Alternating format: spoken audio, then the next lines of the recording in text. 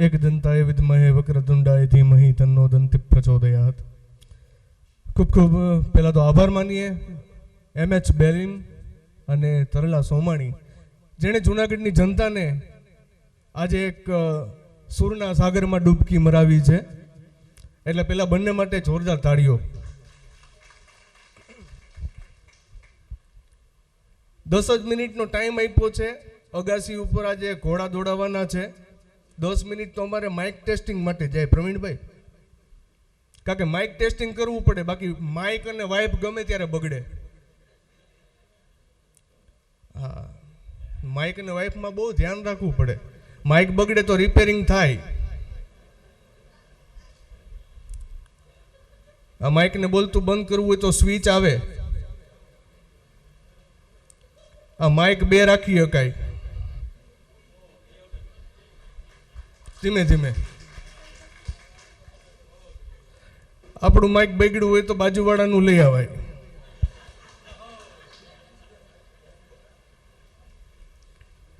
આ માઇકને ભંગારમાં દે તો કંઈક આવે। એટલે આજનો કાર્યક્રમ ખરેખર કેવો છે ખબર? ઘરનું ટોળું બાપા ફોજદાર, પણ બધાય ખૂબ સરસ ગીતો, ખૂબ આનંદ કરાવ્યો। જેટલા સ્ટુડન્ટ હતા એમણે પણ બહુ આનંદ કરાવ્યો, અને બેલીમ સાહેબ તો બેલીમ સાહેબ છે। એટલે મને એક વાત અહીં કહેવાનું મન થાય, ઘણા ગાતા હોય ને તો મજા આવે। કોઠારી સાહેબ, ઘણા ગાતા હોય તો મજા આવે, ઘણા ગાતા હોય તો દયા આવે। આજે મજા આવે એવું છે। હા, મને એક જણાએ કીધું તું મને કે ગાતા હોય તો, મેં કીધું હું નથી ગાતો, એ મોટી સમાજ સેવા છે। હા, એક જગ્યાએ ગાયું તું, મેં કીધું ભાલાવાળા મારી ભેરે રહેજો, તો ઓડિયન્સમાંથી એક ભાઈ મને કે કાલથી તમે ઘેરે રહેજો, તે દિન મેં બંધ કર્યું। નિરાલીએ મારો સુંદર પરિચય આપ્યો। અહીંયા જોશો તો તમને મજા આવશે। નિરાલી સોની બેલીમભાઈ, પણ ખરેખર 50-50 ની બે છે।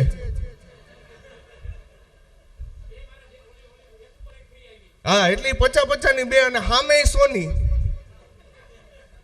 હા, આજના સ્પોન્સર અમારે સોની છે, જયુભાઈ। અમારે અભયભાઈ એટલે બહુ જૂનું નામ, ભવાની જ્વેલર્સ। સોનાનો ભાવ લાખે પુગાડી દીધો। જે ધુંબા આવે છે ઘેરેથી। હા, હમણાં એક બેન 1.5 કિલો સોનાના દાગીના પહેરીને બેઠા હતા। અભયભાઈ 1.5 કિલો। મેં કીધું સસરાનો માલ લાગે છે, મને કે ના બગસરાનો। હવે તો બગસરાને જ પહેરવા પડે ને આમાં। રાજકોટના બસ સ્ટેન્ડમાં એક બેન સોનાનો ચેન પહેરીને બેઠા હતા, એમાં એક ચોર ઈ સોનાનો ચેન ગળામાંથી ખેંચીને ભાગ્યો। બેન કે ખોટો છે, ખોટો છે, ખોટો છે। ઓલો ચેને ઓલો ચોરે પાછો ચેન ખોળામાં ઘા કર્યો, ઓલા બેન કે સાચો છે। બેનો વગેરે હો બેલીમભાઈ, જાજી સંખ્યા છે આજે। હું આમ તો જોકે બેનોની વાતો નથી કરતો બહુ, પછી તકલીફ પડે છે, ફોન આવે છે, માફી મગાવે છે। નારી સશક્તિકરણ આવી ગયું ને, આપણે ચાલુ કરવાનું છે પુરુષ સહન શક્તિકરણ। હા, મારા શેરીમાં હમણાં હું નીકળું ને તો 4-5 બેનો બેઠા બેઠા નખ ઘસતા હતા। મેં કીધું શું કરો? મને કે નખ ઘસવાથી વાળ વધે ને કાળા થાય। મેં કીધું કોણે કીધું? મને કે ઓલા રામજી દેવજી મહારાજે। મેં કીધું રામજી દેવજી નહીં, રામદેવજી, પેલા ભેગું કરો। એક બેન છાના મુના મોઢા આડો હાથ રાખીને બેઠા હતા। મેં કીધું બેન તમે કેમ નખ નથી ઘસતા? મને કે બહુ જોરથી ઘસાઈ ગઈ ને મૂછું ઉગી ગઈ। હા, મેં કીધું બહુ રામજી દેવજી કેમ ન કરે, ધંધે લાગી જાય। હા, અમારે સુરેશભાઈ ગોંડલિયા વિડીયોગ્રાફીમાં અને ફોટોગ્રાફીમાં છે। હા, હમણાં એક ભાઈ સ્ટુડિયોમાં ગયા કે મારો પાસપોર્ટ સાઈઝનો ફોટો પાડો, એમાં મારા બુટે આવવા જોઈએ। સુરેશભાઈ તૈયાર જઈ કે માથે મૂકી દો। હા, અઘરું છે।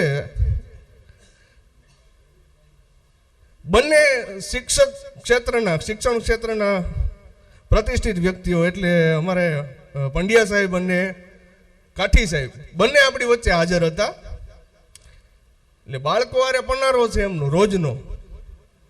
સાહેબ બાળકો છે એ આવતીકાલનું ભવિષ્ય છે, ઓછા હોય તો. હા, આજે તો જો કાર્યક્રમ સારી રીતના તમે માણી શકો છો, એનું કારણ છે બાળકો નથી આવ્યા. બાકી બાળકો છે ખરેખર સાંભળવા ન દે શાંતિથી, કારણ કે એને ગીત અરે કઈ લેવા દેવા જ ન હોય, એ સમજી નથી શકવાના. હા, બાળકો અરે વાત કરો તો બહુ ધ્યાન રાખવું પડે.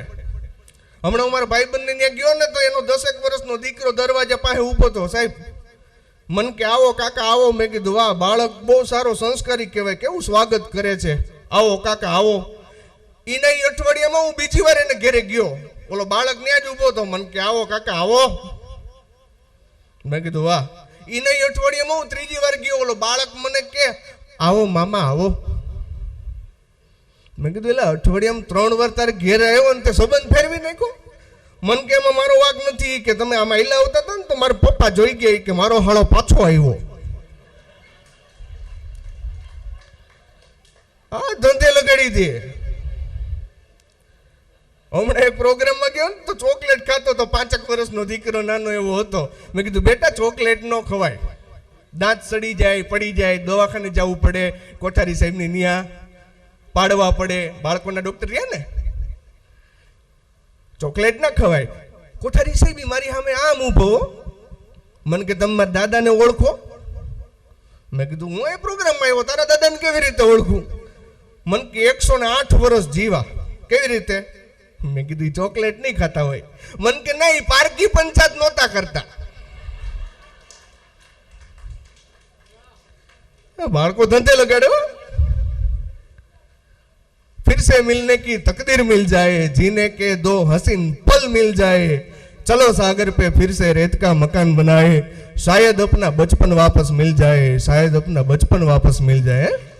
बाळपण तो बाळपण છે. પતિ પત્ની સાથે મેજોરિટી બધાય મહાજન આજે બધાય સૌ પરિવાર આવ્યા છે, ફેમિલી સાથે આવ્યા છે. હા, હમણાં પતિ પત્ની બે હિંચકા ઉપર બેઠા હતા, એમાં પત્ની બિચારા કંઈક પૂછ્યું પતિદેવને, એ કે પતિદેવ ગુજરી જાય તો કે એ સ્વર્ગમાં જાય. ત્યાં સ્વર્ગમાં એને શું મળે? તો કે અપ્સરા મળે. વાહ, સરસ. પત્ની ગુજરી જાય તો કે એ સ્વર્ગમાં જાય. પત્નીને સ્વર્ગમાં શું મળે? ઓલાનો મગજ વયો ગયો. પત્ની ગુજરી જાય તો એને સ્વર્ગમાં શું મળે? ઓલાનો મગજ વયો ગયો કે વાંદરું મળે, વાંદરું. પત્ની બિચારીએ માથે હાથ દઈને કે તમારે હારું, અહીંયા અપ્સરા, ન્યાય અપ્સરા.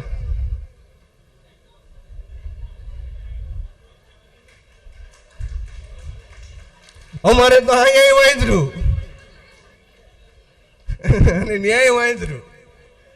પણ આ બહેનોની બુદ્ધિ છે. બહેનો પાસે બુદ્ધિ એ છે, પૈસા એ છે, પણ પેલા પતિના વપરાવી નાખે, પછી પોતાના કાઢે.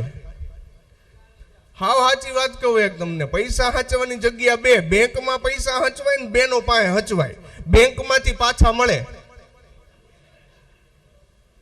આ બાજુ તો આજા ફસાજા કંપની લિમિટેડ. ભાઈ ભાઈ, પણ હજી ગીતો ઘણા સાંભળવાના બાકી છે.